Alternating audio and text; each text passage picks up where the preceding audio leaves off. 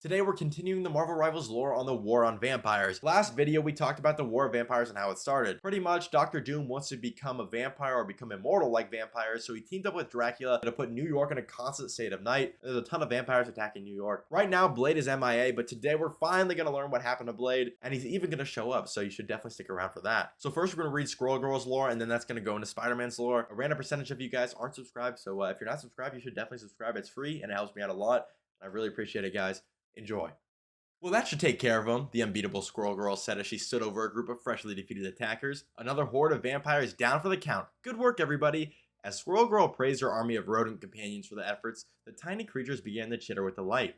They would do anything for their human friend, Doreen Green, even risk their lives against the seemingly endless throng of nocturnal nightmares that had emerged after an ancient curse trapped New York City in a state of perpetual night. You've definitely earned a trip to Mr. Hickory's fresh roasted nut cart on the corner of 55th, and before Squirrel Girl could finish that thought, her BFFFF, best furry friend forever, Tippy Toe scurried past her fellow squirrels and climbed right onto Doreen's shoulder. As Tippy began to chirp in a Squirrel Girl's ear, Doreen's ever-present smile dropped a bit. Wait, that can't be right, Squirrel Girl said. A giant squirrel fell out of the sky here in Central Park. Are you sure, Tippy? Tippy Toe leapt from Squirrel Girl's shoulder and bolted back towards the heart of the park. Before she disappeared into the woods, she turned around and beckoned to her friend for her to come along. Guess Mr. Hickory is going to have to keep his nuts warm a little longer, Squirrel Girl said, shrugging as she followed Tippy Toe into the dark forest.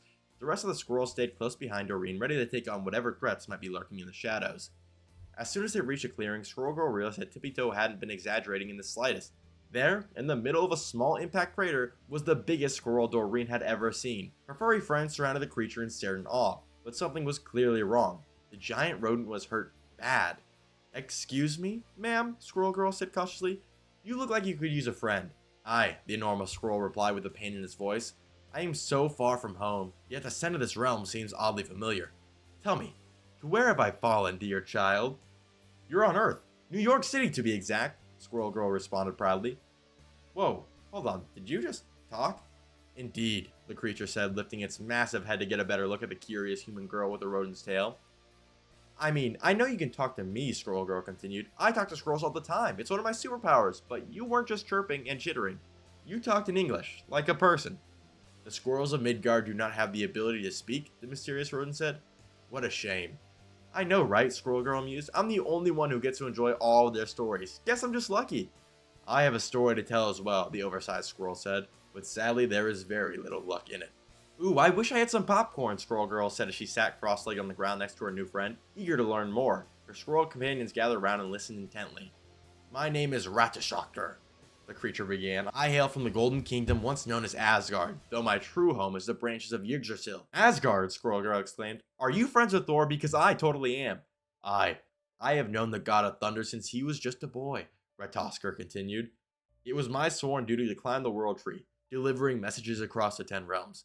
It was a simple life, but one I took great pride in. I saw no glory and I posed no threat, or so I believed. Here comes the part where Loki does something nasty, right? Squirrel Girl asked excitedly, chomping down on a handful of ink cords that she had found scattered on the ground nearby. I have my qualms with the trickster for his treatment of Yggdrasil, Ratatoskr said, but according to a vision I had, I do not believe it was Loki who laid me low. In fact, it was two Midgardians who sought to end my days, a mortal sorcerer in a metal mask and the lord of vampires himself. Yikes! Squirrel Girl yelled. The two must have conjured a spell to rip me from my beloved Yggdrasil, Ratatoskr said, trailing off as she considered what had occurred. And then you crash-landed here, Squirrel Girl finished, right in the heart of vampire territory. I bet they were planning to send an undead army to take you prisoner.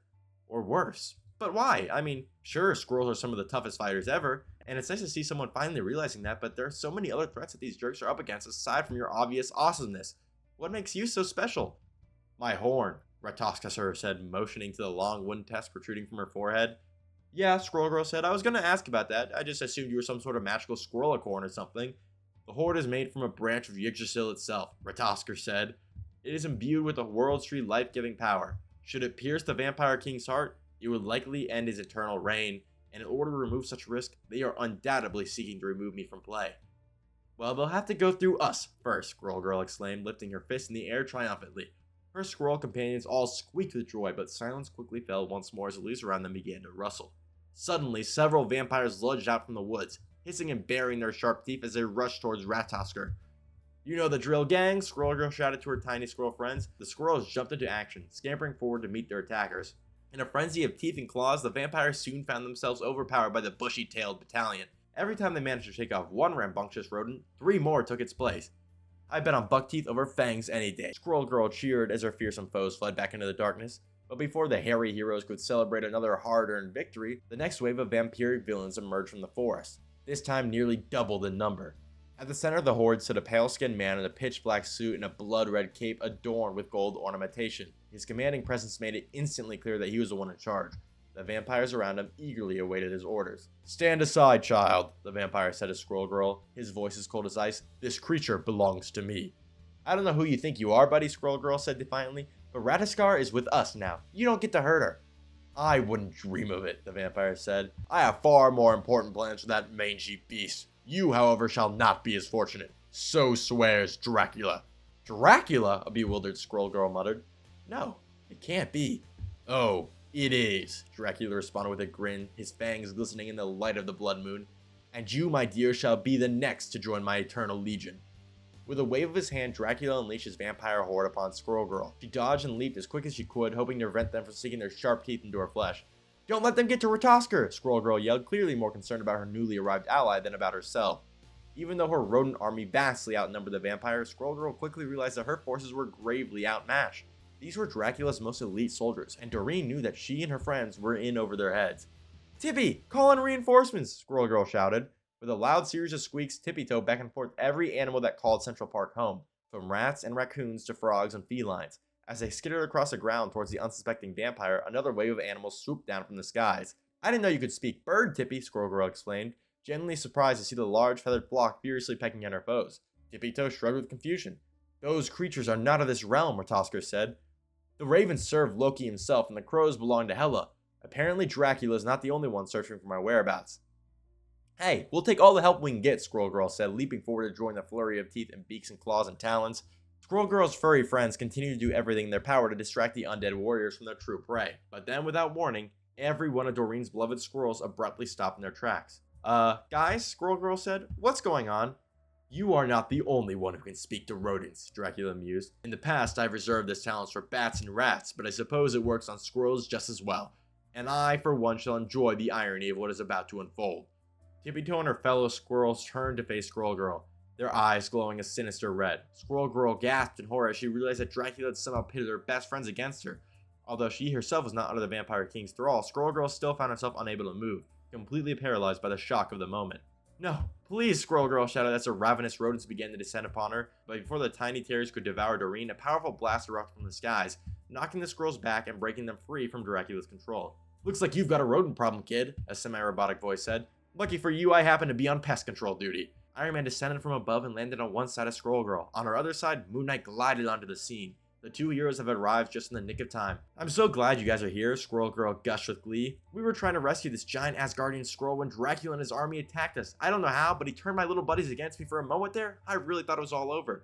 "It is," Iron Man said as he blasted back a few more vampires with his repulsors. "We're getting you out of here. Now." "Not without Ratatoskr," Squirrel Girl said. "Yeah, about that," Moon Knight replied, tossing a few crescent-shaped shuriken at the oncoming attackers. "I don't see any giant squirrels around here. No Dracula either. And they say I'm the crazy one." Squirrel Girl looked towards the site where Ratatoskr had landed earlier and was shocked to find that her new friend had gone missing. And Moon Knight was right about Dracula's disappearance as well. "She was just here, I swear," Squirrel Girl cried. "Dracula must have escaped with her when we weren't looking. We have to go after them." "Not a chance," Iron Man said. "We barely got the means to fight off a handful of regular fangers. We're definitely not ready to face off against Dracula." "Not yet," Moon Knight added as if he knew something the others did not. "But when the time comes," Iron Man continued, "we're going to need every ally we can find, alive. That includes you. Now come with me." Iron Man lifted in the air, grabbing Squirrel Girl under her arms and taking her with him. "And consider this your lucky day." "Wait, no," Squirrel Girl pleaded. Not only was she abandoning Ratatoskr, but her squadron of squirrels was being left behind to fend for themselves as well. Only Tippy-Toe had managed to climb aboard the Iron Man Express before it took flight. Squirrel Girl's gaze stayed fixed on the park until her tiny allies had faded completely from sight. With a heavy heart, she turned her attention to the blood moon hanging over her city. "Trust me, kid," Iron Man said as they flew together towards the safety of Avengers Tower. "This is for the best." The armored Avenger seemed strangely confident about the fact, but for the first time she could remember, Squirrel Girl wasn't feeling quite so optimistic.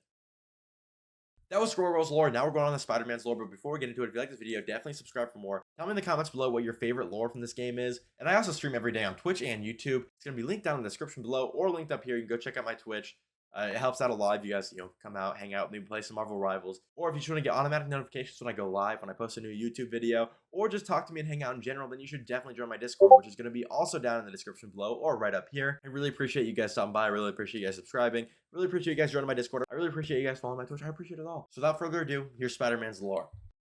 Every week or so, Peter Parker swung uptown from his usual haunts to the Manhattan side of the Queensboro Bridge, looking across towards home. And every week, there was still no way to get there. There were too many vampires patrolling the bridge and other horrific monsters flying over it. Dracula had taken Manhattan all for himself, and he wasn't letting any of his human playthings escape.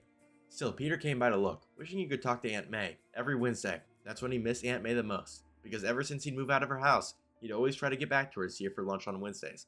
Today, he was staying a little further away from the bridge, watching it from Midtown Tunnel's ventilation tower, a mile downstream past the UN headquarters. It was a quiet place for contemplation since the huge fans were no longer running.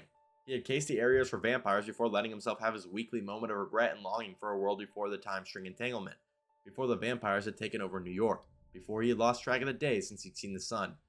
Gazing at the bridge under the dead eye of the blood moon, Peter was lost in his head, thinking about two things at once. One, he was frustrated about not being allowed to help out with the construction of the time stream reintegration device that Reed Richards and Tony Stark had been working on. For some reason, they felt that Peter would be more useful swinging through the streets and webbing up vampires as Spider-Man than contributing his own brand of scientific expertise to their little super genius think tank. Two, he was remembering when he had been there the week before, although it was hard to know what time it was when the sun never came up and the moon always hung full over the river. He'd been wishing he could see Aunt May, just like tonight when he noticed a twinkling in the air. Just in front of him, it got a little brighter, and a folded piece of paper appeared out of nowhere, pinched between two fingers. The hand disappeared and the piece of paper drifted down on Peter's right knee. Huh, he thought. That didn't happen every day. He unfolded the paper and read, Peter, the Master Weaver told me to find you and tell you the web of life and destiny needs you. I will reach out again when it's time for you to come here. That time will be soon. Spider Zero.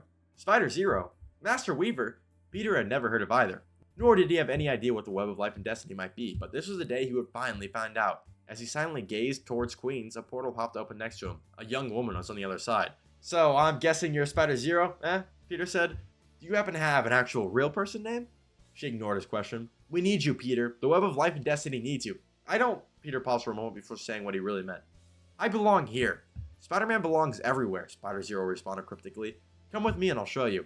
Peter didn't want to go through the portal. Something told him it would be hard to get back for any number of possible reasons, and he couldn't take the chance. So instead, Spider Zero showed him the web of life and destiny through the rift. The night sky beyond it blazed with portals and stars. The city below it was a dark splendor of neon-lit towers and shadow, extending to the horizon in every direction. See, Peter, this is your destiny, Spider Zero said. Our destiny. If the web fails, all spider people will disappear, including you. And not too long after that, reality comes apart. The web is what holds it all together. His gut told him to leap into action and save the universe, but in his heart, Peter knew that he had to say no. At least for now. His city needed him more. If things get worse, you know where to find me, he said. I'll try to come and help, but New York is my home and I belong here. Spider Zero didn't press him further, but she did say she would be coming back. Peter didn't argue. As the portal faded away, Peter started thinking that the web might be like the model of the universe Tony Stark had talked about, with dimensions wrapped up in a tight string that vibrated through space and time and intersected, well, like a web. Peter knew a little bit about string theory, but the way Tony talked about space-time when he and Reed were working out the math for the TRD, that was just a bit beyond Peter's reach. He could see what it was the same way he could see what Arthur Douglas was doing on the saxophone. Actually, doing it himself was on a whole nother level. Peter was a bit crestfallen at having to admit this to himself, but hey, at least he still had streets to patrol and citizens to save from vampires and other creatures of the night. What would be worse? There you are, a more familiar voice called out, snapping Peter back into reality. He glanced up to see Johnny Storm, the Human Torch, rapidly approaching, fully flamed on. No more sitting here and moping around how much you miss Aunt May's sweet cakes, Petey, Johnny said. We've got work to do. Didn't we just defeat a deviant mutate together like an hour ago, Peter asked. The two heroes had long been best friends and had joined countless team-ups over the years, but the frequency of their joint missions together had increased exponentially since the city had fallen under the curse of never-ending night. That's already old news, Johnny laughed. I've incinerated at least a dozen more vamps since then, all on my lonesome. But Reed just sent me some juicy new intel that's gonna blow your mind. Please don't let it be a vampire, Galactus, Peter muttered nervously under his breath. Way better, Johnny said with a confident smile. Blade finally showed up. Blade, Peter said with a genuine surprise. The vampire hunter had been mysteriously missing in action ever since Dracula's horde first descended upon the island of Manhattan. Peter breathed a sigh of relief, knowing that Blade's expertise in battling vampires could really help the heroes turn the tide back in their favor. It was almost too good to be true. Squirrel Girl's crew claims to have seen him in Central Park 20 minutes ago, Johnny continued. beginning to fly towards the center of the city. We have to find him before you-know-who does. Peter immediately left from his perch, spinning a strand of webbing and swinging after the Human Torch. Johnny was moving fast, but Peter could easily follow the trail of flame that his friend had left in the air behind him. As the duo descended to the southeast corner of Central Park, they couldn't believe their eyes. There he was, a half-man, half-vampire warrior clad in all black, grinning as he furiously swung his swords at a group of oncoming vampires. His sharp fangs glinted in the light of the blood moon. There was no doubt about it. This was Blade, the legendary Daywalker. And suddenly both Peter and Johnny felt a lot more hope. "You just gonna stand there staring, boys?" Blade asked, not even looking up from his foes.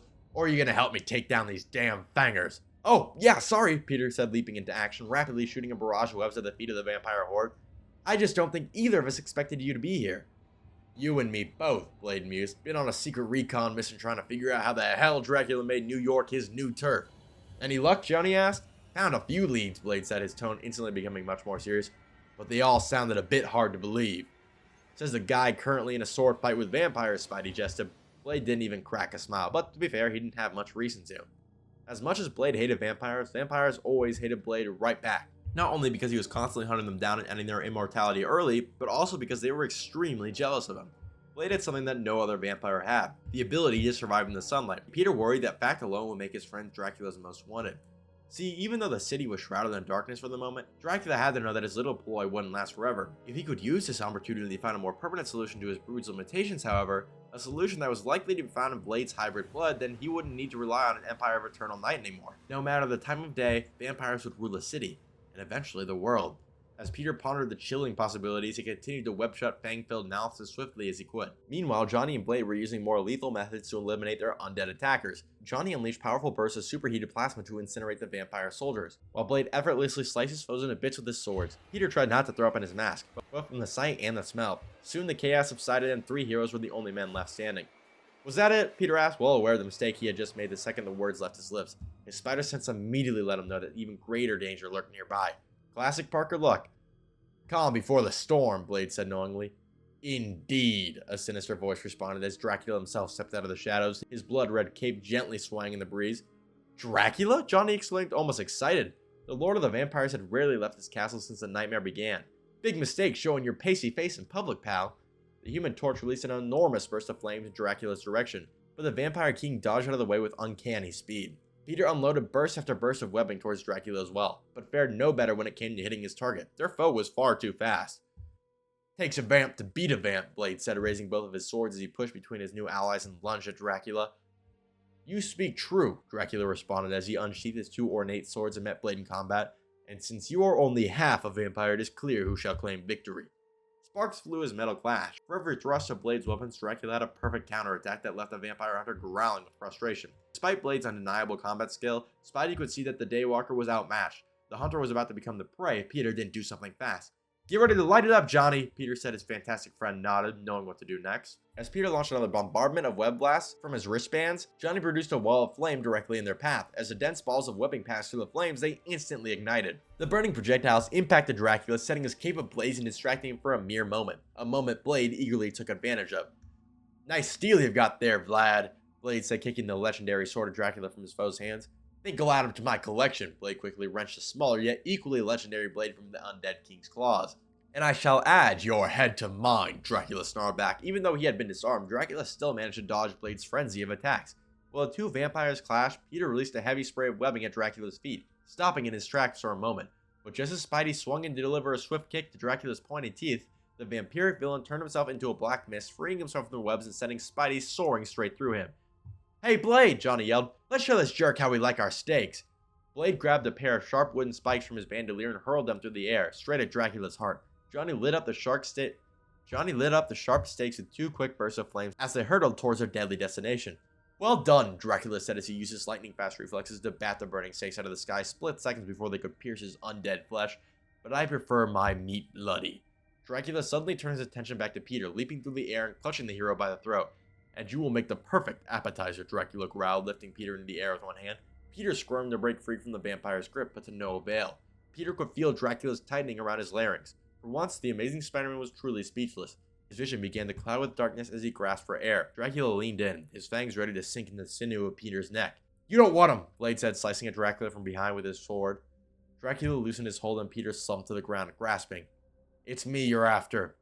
And it is you I shall have, Dracula said confidently. Everything that happened after that was a blur. Peter tried to get back on his feet and get back into the game, but he quickly realized that he never stood a chance against Dracula, even with Blade and the Human Torch on his side. The Lord of the Vampire attacked Peter's friends ferociously, turning himself into a giant dragon-like bat and using a flap of his massive wings to extinguish the Human Torch's flames, knocking Johnny unconscious in the process. All Peter could do was watch helplessly as Dracula's monstrous form swooped down and grabbed Blade in his claws, lifting the vampire hunter into the air. Despite his efforts, Blade couldn't manage to break free from Dracula's grip. The hideous creature passed in front of the Blood Moon as he dragged his prey back into the castle, and the unspeakable horrors that waited within.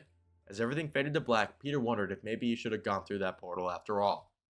So that was Squirrel on Spider-Man's lore. If you want me to continue the Dracula vampire war, let me know in the comments below. There's also like a Knoll/Clintar war going on with Venom. He's trying to become the King in Black, kind of. And it's kind of crazy. So if you want me to cover that next, let me know. I'll either continue the war on vampires, or I'll do the King in Black storyline that they're kind of gearing up for. Let me know in the comments below what you prefer. Let me know if you know like any of the reading order, because I'm not sure who's after Spider-Man. There's like a lot of lore, and they're kind of all mixed in between storylines. Some of the heroes are on Clintar, some of them are fighting the vampire war, some are just doing other stuff. So let me know who comes next if you do know. If not, I'll figure it out my own. And I really appreciate you guys watching the end. Thank you for subscribing. Let me know in the comments below if you think this is teasing Human Torch or Blade. And if they did come into the game, would you main them? Who do you think they'd be? Do you think they'd both be DPS, or do you think they'd be like tank or something? I don't know. Let me know in the comments below what your ideas for these two characters are. Appreciate you guys watching the end. Peace out.